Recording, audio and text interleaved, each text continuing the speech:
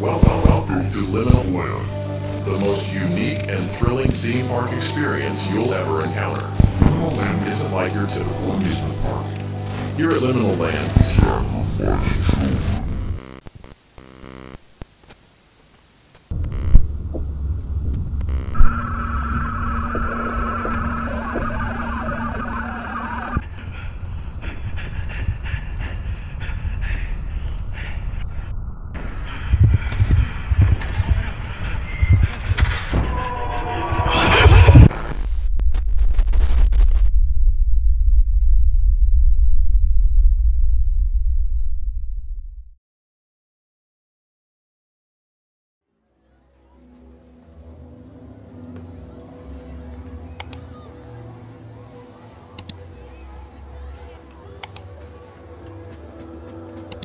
This is Liminal Land, a new analog horror series created by the YouTubers Nexpo and Nick Crowley.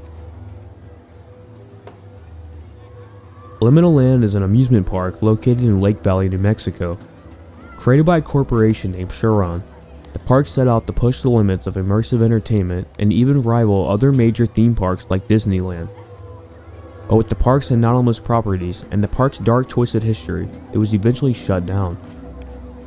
In Liminal Land, us as the viewer are taken through a story told by multiple forms of media being recovered by a group called the Liminal Land Archival Committee, with their purpose being to solve many of the park's mysteries through their website, visitliminalland.net.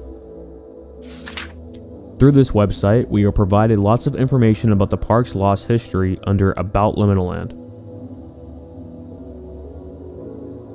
Liminal Land opened its doors in early winter of 1975. Destined to become one of the grandest amusement parks in the United States, the H.O.M.E company set out to push the boundaries of what it meant to provide immersive entertainment.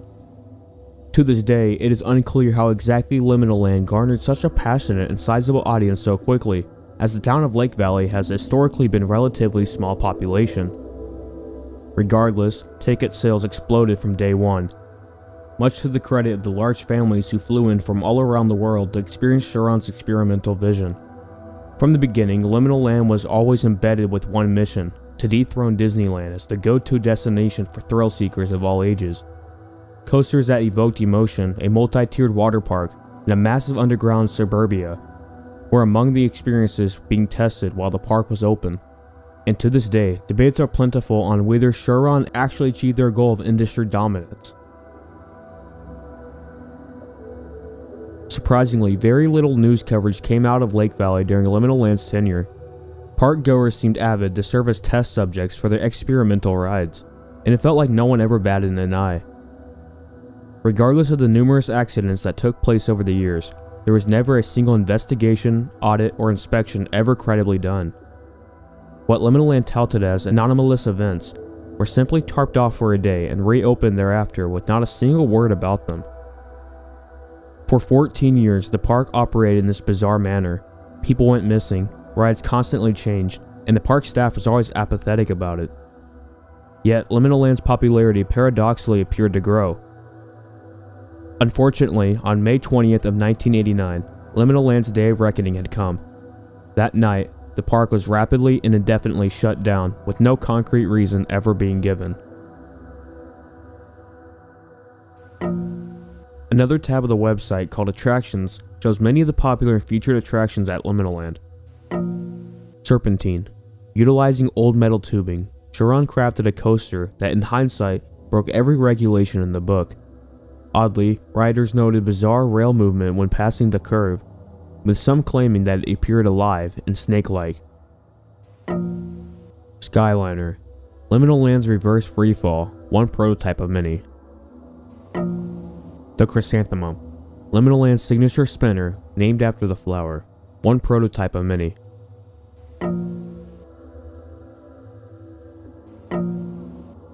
Funhouse. A clown maze at Liminal Land. From my recollection, this ride was always empty. Centrifuge. Rumored to hold up to 100 riders at a time, although it was rarely full.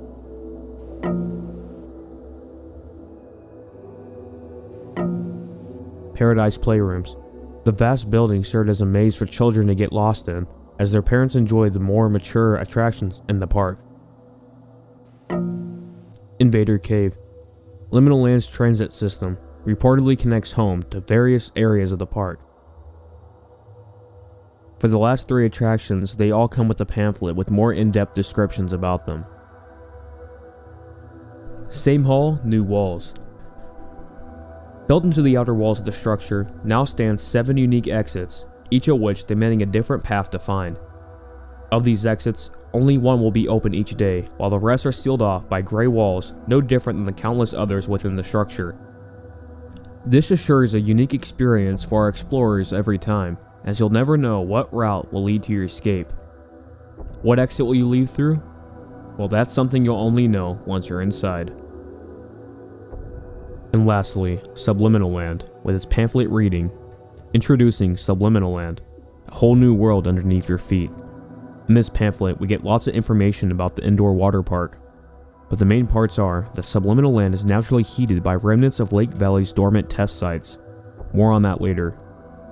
It also states later in the article that Subliminal Land is a multi-level park, and the deeper you go, the less people you'll see. Under the Accommodations tab, we're introduced to H.O.M.E with a holistic and opportune mutual experience. This project is an underground suburbia located right under Liminal Land's theme park.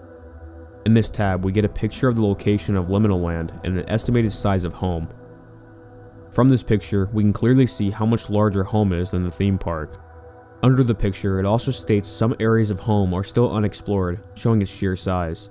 Due to this information, it's quite hard to believe that this was built by any human. H.O.M.E's description reads, built from the repurposed bones of the Lake Valley Observatory employee housing structure. The site once housed the facility's clean energy workers and their families. At the time, creating one of the largest underground communities in existence. Upon its opening, Liminal Land aimed to celebrate this sense of community by transitioning H.O.M.E's purpose away from the employees and geared toward park visitors, many of whom felt overwhelmingly comfortable while inside due to its illusory nature.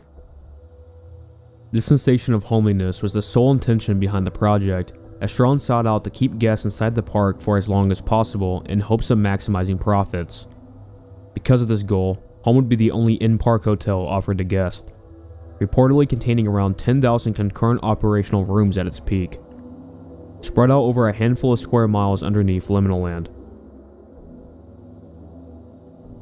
Blending 50s inspired decor with modern cues from the 1980s, H.O.M.E was a marvel for its time, and due to its intrigue and raving reviews surrounding it, Sharon would begin selling units in 1981, fulfilling their goal of keeping their Patreons on park grounds for as long as humanly possible. Due to the allure of H.O.M.E and its outward appearance of sprawling underground suburbia, quick family vacations often turned into extended and even permanent stays, and for many, Liminal Land's park had indefinitely become home. This is where we finally get to the most important tab of the Liminal Land website, titled Archives. Under this tab, we are provided many promotional and informative articles related to the park and its history. For starters, we see a promotional flyer for the H.O.M.E project titled Come Home, with the description reading, Post to recover from the H.O.M.E complex, depicting an oddly to the point demand to onlookers. Its dreamlike visuals reflect a maze-like structure at the lower levels of Liminal Land, as visitors would often wind up inside with no recollection of how they got there. Judging off the description, it seems like the park has some type of trance to get you to stay at their park with their H.O.M.E project so you'll never leave. Moving on, we have a memorandum of a letter of warning from possibly a park goer to what I assume is the Lake Valley Police. Also in the archives, we see a police report from the Lake Valley Police of a house fire that led to 2 children dying. Again, there's a lot of content in this tab, with most just being promotional flyers that are relatively uneventful to the story. The only real important things left are an archive of pictures before Liminal Land was built. In this post, we see colorized pictures of what was there before Liminal Land. These images show the early days of Lake Valley, years before they would begin their clean energy initiative. The town was small, remote, and rarely visited, which made it a perfect place to build their power plant. This is a photograph taken inside one of the washrooms in the underground portion of the energy facility. The white tiled walls would serve as inspiration for the decor of Subliminal Land. In some instances, the tiles did not need to be replaced. The only known image taken of the hub, the main energy sector of Lake Valley observations. Due to its constant reactions happening inside, entering this room often meant death in under an hour. The hub would eventually be retrofitted into the final floor of Subliminal Land, which made it one of the most highly sought after locations in the entire park. After reading this, it is clear that Liminal Land was built on top of and inside of an old power plant, with the even stating that one of the most deadly places in the power plant, the hub, is now the final level of Subliminal Land. And similar to the H.O.M.E project, the power plant also housed these workers. This now leads us to the Liminal Land YouTube channel, where we get 2 investigation tapes, a company training tape, found footage, and a TV sign-off of missing persons.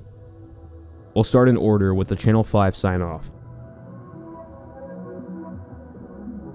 The video itself doesn't contain much information. It starts off with the American National Anthem, and then shortly cuts to missing person reports.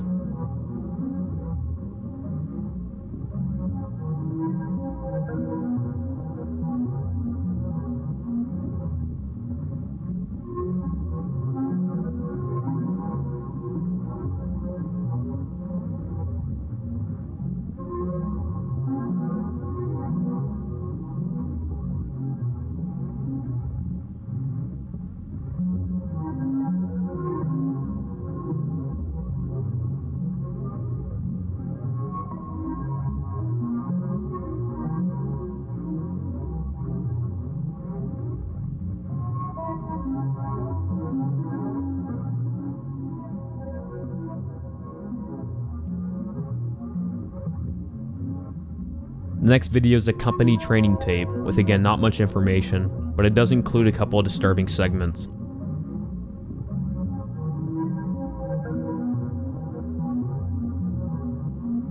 Moving on to the first investigation tape, we get a lot of information about the park.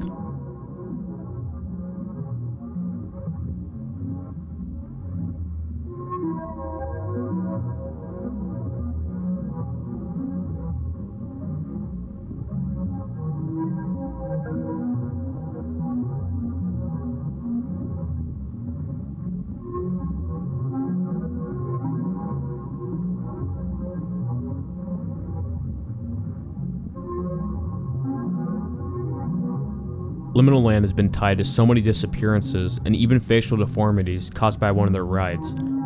This eventually caught the attention of the New Mexico State Police. This tape specifically covers the ride known as the Liminal Land Anomaly, which led to many facial deformities.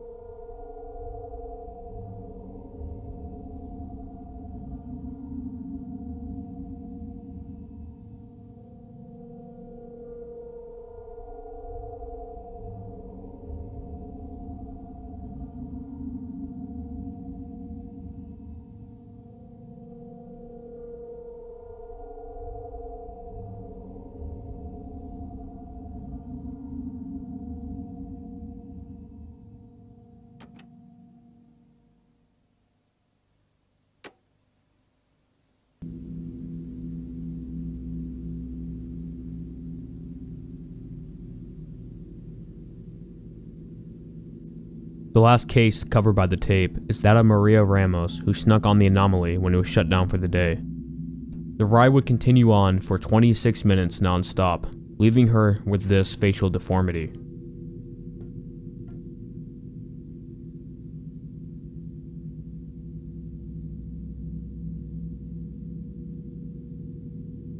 The next tape we get is found footage of H.O.M.E.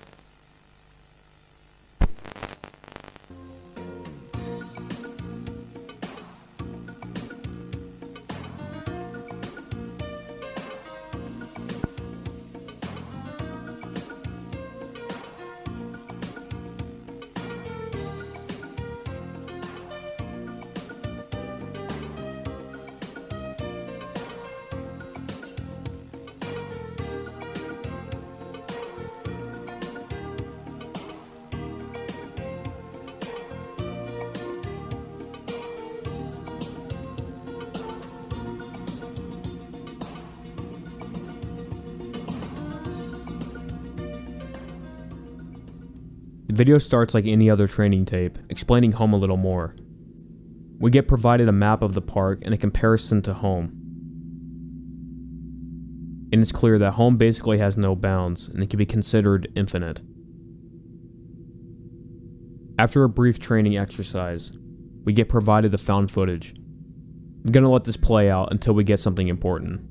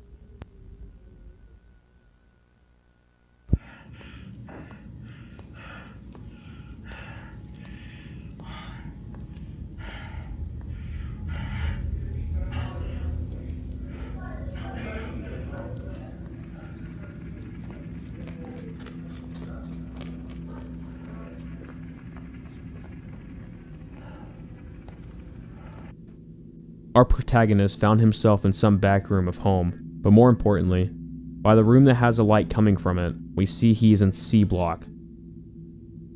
And going back to the archives, we see a letter from a maintenance worker talking about a noise coming from C block. He describes it to be a child's scream followed by another noise that is blanked out in the letter.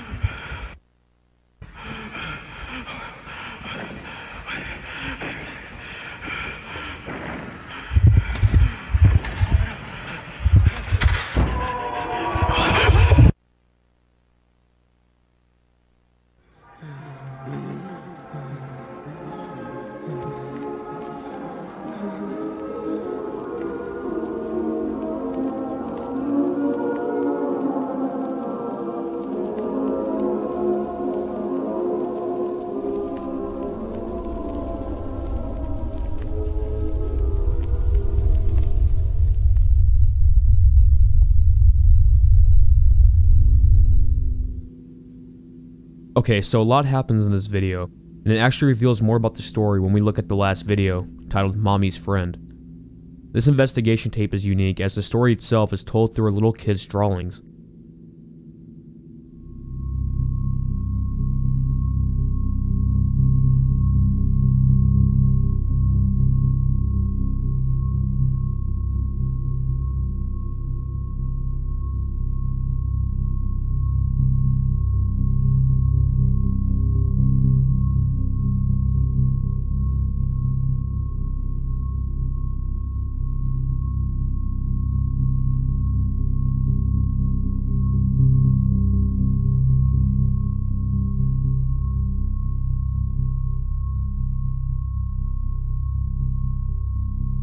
The investigation follows one of the missing children from the first video named Angie Munez.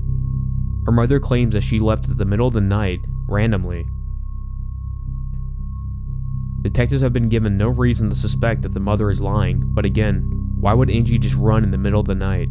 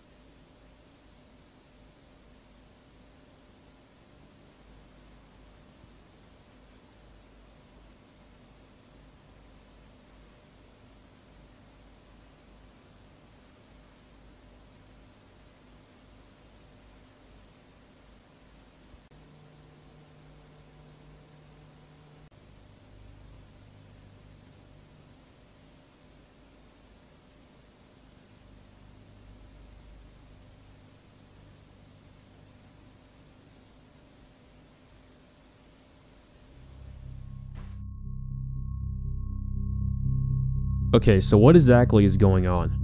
There's actually a lot of hints in the videos provided that reveal a lot of what's going on. But first, let's look at the company's name, H.O.M.E. In Greek mythology, H.O.M.E is the boatman of Hades that carries the souls of the dead across waters.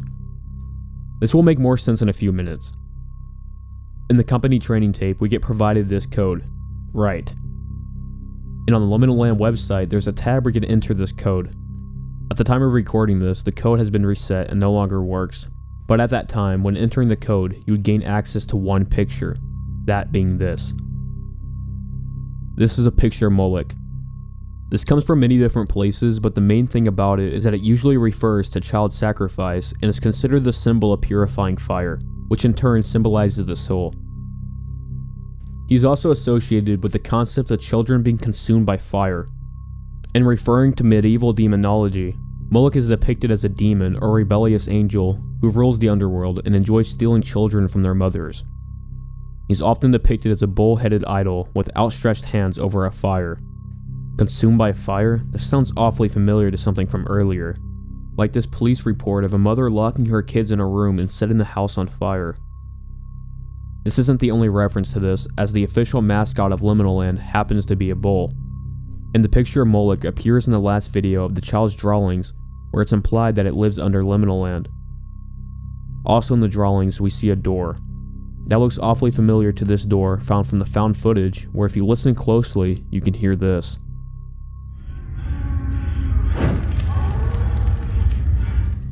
This is the sound in C block that was blanked out in the letter. Moloch lives under Liminal Land in C block. And now the name H.O.M.E makes a lot of sense. H.O.M.E is delivering people's souls to Moloch, which in turn would be Hades. At the time of recording, the series hasn't been updated in a little over a year and is still considered ongoing. This still leaves many questions about the story. Mainly, was Moloch there before Liminal Land? And if so, was he the source of the quote-unquote clean energy? And probably the biggest question of all, what motive does these parents have to sacrifice their children? For the moment, all we could do is wait to see what happens. This entire series is seriously amazing, and it does a great job at telling a story through multiple forms of media. Nexpo and Nick Crowley really knocked it out of the park with this one, and I'm excited to see what happens in the future. Stay safe everyone, and as always, thanks for watching.